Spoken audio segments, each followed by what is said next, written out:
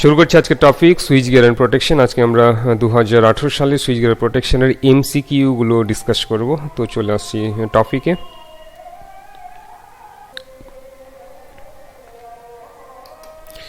A fuse is দেওয়া আছে protective device, a current limiting device, current controlling device, none of the above.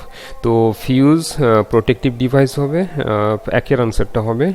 Next question হচ্ছে a circuit breaker is a circuit breakerটা হচ্ছে current controlling device দেওয়া রয়েছে, current interrupting device দেওয়া রয়েছে, current limiting device দেওয়া রয়েছে, নান অফ দ্য অ্যাবাভ।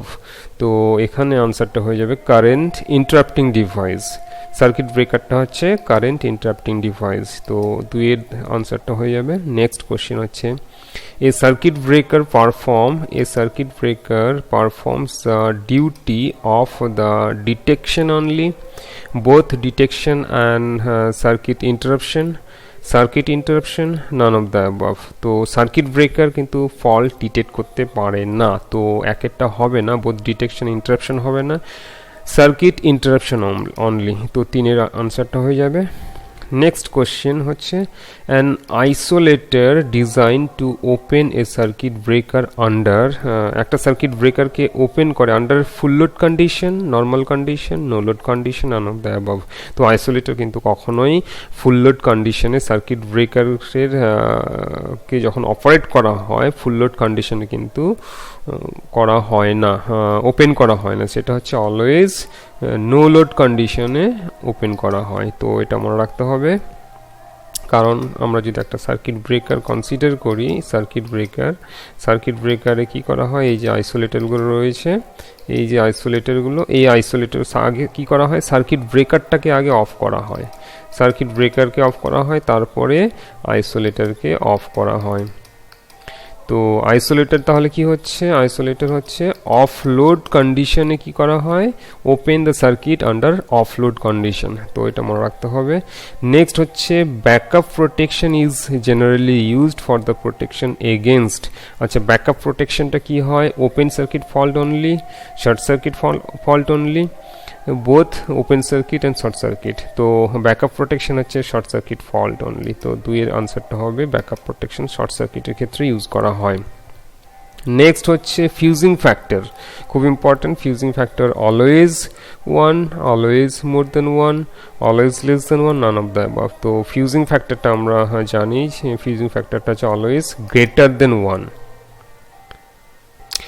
কারণ কি হচ্ছে, ফিউজিং ফ্যাক্টরটা আমরা জানি, fusing factor is equals to হচ্ছে minimum fusing current by current rating of fuse. তো মিনিমাম ফিউজিং কারেন্টটা কি হয়, কারেন্ট রেটিং মানে হচ্ছে সাপোজ ধরো একটা ফিউজের কারেন্ট রেটিং দেওয়া রয়েছে 5 অ্যাম্পিয়ার, তাহলে 5 অ্যাম্পিয়ার ফ্লো করলে কিন্তু ফিউজ এলিমেন্টটা মেল্ট করবে না, 5 অ্যাম্পিয়ার অ্যাবাভ 5 অ্যাম্পিয়ার ফ্লো করতে হবে। তো অ্যাবাভ 5 অ্যাম্পিয়ারে যে কারেন্টটা ফ্লো করলে ফিউজ এলিমেন্টটা মেল্ট করে যাবে সেই কারেন্টটাকে বলা হয় ফিউজিং কারেন্ট। তো ফিউজিং কারেন্টটা অফকোর্স 5-এর কি হবে, 5-এর বেশি হবে, গ্রেটার দেন, সেটা 6 অ্যাম্পিয়ার হতে পারে। তো সেটা কি হবে, তাহলে এই ভ্যালুটা কি হচ্ছে, এই ভ্যালুটা হচ্ছে 1.2, always greater than 1, always greater than, ভ্যালুটা হচ্ছে অলওয়েজ গ্রেটার দেন 1, মনে রাখতে হবে। নেক্সট চলে আসছি, নেক্সট হচ্ছে আমরা কি দেখলাম, ফিউজিং ফ্যাক্টর হয়ে গেছে। নেক্সট হচ্ছে overheating of transformer may be due to overheating, transformer due to কেন হয়, overload, short circuit, failure of cooling system. তো সবগুলো ওভারলোড হয়ে গেলে ওভারহিটিং হবে, শর্ট সার্কিট হয়ে গেলে ওভারহিটিং হবে, failure of the cooling system হয়ে গেলেও ওভারহিটিং হবে। তো 4-এর আনসারটা হবে। নেক্সট হচ্ছে protection against direct lighting stroke we use. আচ্ছা, ডিরেক্ট লাইটিং স্ট্রোকের এগেনস্টে আমরা কি ইউজ করব, ground wire, lighting arrester, both 1 and 2, 4-এ দেওয়া হয়েছে নান অফ দ্য অ্যাবাভ। তো দুটো ইউজ করা হয়, তো 3-এর আনসারটা হবে বোথ 1 and 2, দুটো ইউজ করা হয়। নেক্সট হচ্ছে merge price protection is employed for the protection of, আচ্ছা মার্জ প্রাইস প্রোটেকশন কি প্রোটেকশনের ক্ষেত্রে ইউজ করা হয়, alternator, transformer, both 1 and 2, transmission line. আচ্ছা মার্জ প্রাইস প্রোটেকশন হচ্ছে ট্রান্সমিশন লাইনের ক্ষেত্রে ইউজ করা হয় না, দুটোর ক্ষেত্রে ইউজ করা হয় 1 and 2, তো 3-এর আনসারটা এটার ক্ষেত্রে হবে 1 and 2। অল্টারনেটর প্রোটেকশনের ক্ষেত্রে ইউজ করা হয়, আর হচ্ছে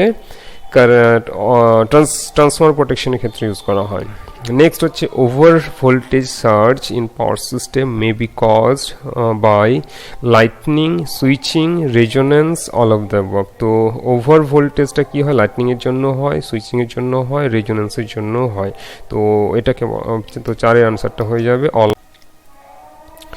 নেক্সট হচ্ছে short question, what do you mean by triple V, যেটাকে বলা হয় rate of rise of restriking voltage. Next রয়েছে what is PSM, plug setting multiplier এটাকে বলা হয়। What do you mean by backup protection, তারপরে রয়েছে what is HSC fuse, what do mean by relay. তো এগুলোর ডেফিনেশনগুলো আমি দেখিয়ে দিচ্ছি, এগুলো তোমরা প্র্যাকটিস করে নেবে। আমরা চলে আসছি আনসারে। ট্রিপল ভি এটাকে বলা হয় rate of rise of restriking voltage. তো এর ডেফিনেশনটা এইভাবে লিখবে তোমরা, it is the rate of rise of restriking voltage and is express in terms of kilo volt per microsecond.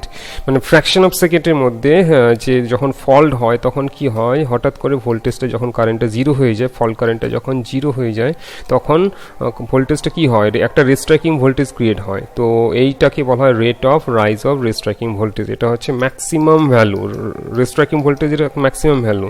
তো এটা ফ্র্যাকশন অফ সেকেন্ডের মধ্যে এটা বেড়ে যায় হঠাৎ করে, সেই জন্য এটাকে কিলো ভোল্ট পার মাইক্রোসেকেন্ড, মানে হচ্ছে ফ্র্যাকশন অফ সেকেন্ড, মাইক্রোসেকেন্ডের মধ্যে এই ফেনোমেনাটা ক্রিয়েট হয়। তো সেই জন্য এটাকে এর ইউনিটটাকে হচ্ছে কিলো ভোল্ট পার মাইক্রোসেকেন্ড দিয়ে এক্সপ্রেস করা হয়। তো মনে রাখতে হবে, it may be defined as the slope of the steepest tangent to the restriking voltage.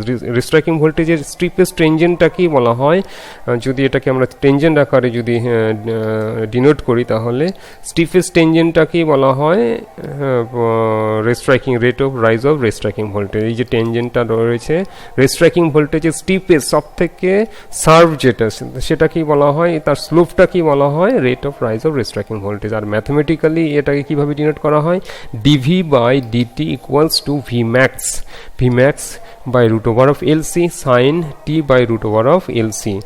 আর এর rate of rise of restriking ভোল্টেজের ম্যাক্সিমাম ভ্যালুটা হচ্ছে V max by root over of LC. তো এতটা তোমাদের কিন্তু মনে রাখতে হবে, এটা হচ্ছে 1 থেকে 2 নাম্বার যদি থাকে তো এতটা পুরোটা লিখতে হবে।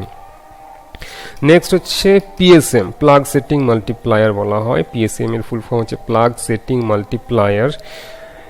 It is the ratio of the fault current in the relay coil to the pickup current, pickup current আর হচ্ছে fault current, relay coil fault current কে বলা হয় পিএসএম অথবা প্লাগ সেটিং মাল্টিপ্লায়ার। তো পিকআপ কারেন্টটা কি, পিকআপ কারেন্টটা হচ্ছে rated secondary current in city into current setting.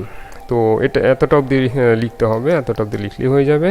Next হচ্ছে ব্যাকআপ প্রোটেকশন। তো প্রাইমারি প্রোটেকশন, ব্যাকআপ প্রোটেকশন তোমাদের আগেও আমি বলেছি, প্রাইমারি প্রোটেকশন, ব্যাকআপ প্রোটেকশন খুব ইম্পর্টেন্ট। তো এখানে ডেফিনেশনটাই দিয়েছে ব্যাকআপ প্রোটেকশনটা কি, ইট is the second line defence in case of the failure of the primary protection.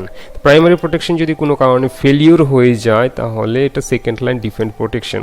Suppose আমাদের এখানে ধরো প্রাইমারি প্রোটেকশন রয়েছে, আর তাহলে সেকেন্ড লাইন ডিফেন্স প্রোটেকশন কোথায় রয়েছে, প্রাইমারি প্রোটেকশন যদি ফেলিওর হয়ে যায় তাহলে সেকেন্ড লাইন ডিফেন্স প্রোটেকশন হচ্ছে প্রত্যেকটা লাইনের এগেনস্টে এর টাইম ডিলেটা খুবই কম, 0.01, আর এটা হচ্ছে টাইম ডিলেটা হচ্ছে 0.05। তার মানে কি, এটা যদি ফেলিওর হয়ে যায় কোনো কারণে, এই রিলেটা যদি ফেলিওর হয়ে যায় তাহলে কি হবে, তখন এই রিলেগুলো কি হয়ে যাবে, ব্যাকআপ রিলেগুলো তখন কি হয়ে যাবে, অ্যাক্টিভ হয়ে যাবে, যার টাইম ডিলেটা হচ্ছে কম্পারেটিভলি প্রাইমারি প্রোটেকশনের তুলনায় অনেক বেশি হয়।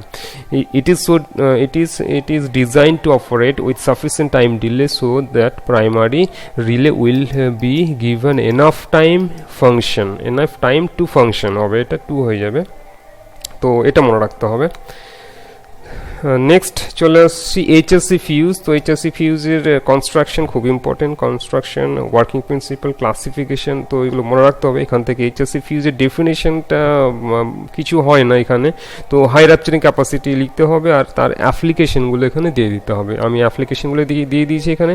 এইচএসসি ফিউজটা কোথায় ইউজ করা হয়? Short circuit, high voltage switch গিয়ারের শর্ট সার্কিটে ব্যাকআপ সেফটি হিসেবে ইউজ করা হয়, যে কোনো ব্যাকআপ সেফটি হিসেবে ইউজ করা হয়। ইলেকট্রিক্যাল ইকুইপমেন্টের use to protect the electrical device like মোটরের ক্ষেত্রে ইউজ করা হয়, ট্রান্সফর্মারের ক্ষেত্রে, অটোমোবাইলসের ক্ষেত্রে আমরা এইচএসসি ফিউজ ইউজ করি। This type of fuse are used in stator of মোটরের স্টেটরে ইউজ করা হয়ে থাকে। তো এইভাবে লিখে দিতে হবে। চলে আসছি লাস্ট কোশ্চেন, রিলে। তো রিলেটা সকলেই জানো, রিলে। তো রিলে ডেফিনিশনটা এইভাবে লিখবে: relay is a protective device that detect the fault and initiate the operation of the circuit breaker to isolate the defective element from the rest of the system. তো relay একটা sensitive element, যেটা কি করছে, ফল্টটাকে detect করছে আর circuit ব্রেকারের অপারেশনটাকে start করিয়ে দিচ্ছে। এটা হচ্ছে রিলে। আর সার্কিট ব্রেকারটা কিন্তু কি হয়? সার্কিট ব্রেকারটা হচ্ছে একটা ইন্টারাপ্টিং ডিভাইস। সিগন্যাল কোথা থেকে নেবে? রিলের কাছ থেকে সিগন্যাল নিয়ে তার ট্রিপ সার্কিটটা এনার্জাইজড হবে, এনার্জাইজড হয়ে গিয়ে সার্কিট ব্রেকারটা কি করবে? সার্কিটটাকে ব্রেক করবে। তো সেটা মনে রাখতে হবে, রিলে খুব ইম্পর্ট্যান্ট।